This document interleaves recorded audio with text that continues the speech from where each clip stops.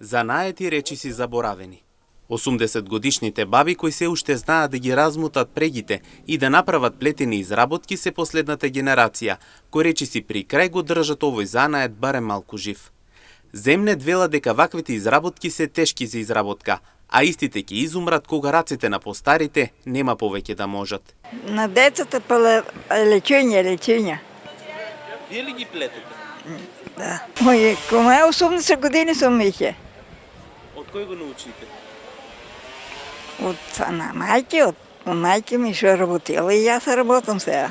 Едно време ткаете ли се? Секако. Знаете да ткаете? Ткаење, плетење, свештарија. Оди на нивата копа и јадење да искараш. Везење. Све се да работиш, сега го нема тоа виш. Въница, тие 3 парчиња. 3 клопца? Да. Па има и там треба ука. Да учиш треба, да знаеш. Ти мора да ги шараш. Некој си сака шаре, некој сакате еднаква боја. Кој како си сака, така си носат. Ама сега неќете. Неќе децата сега. Не да гледаш. Освен за дечење, може ли возраст? Па все е за дечење била. За тука за 10 години. Тешко ли е да си заработи? Не е лесно.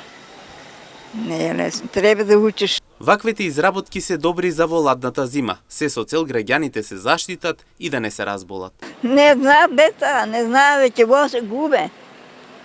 Тешко да го носите, а во го сакаш да носите тоа. Ама добро ли да се носи преку зимата? Во ако не се носи, за зима лете, ти насамали се треба си тие стегна на снагата. Да си облечеш, како ја джемпер носам. Па ја молам ги, ма не зимат. Колко е цена ова?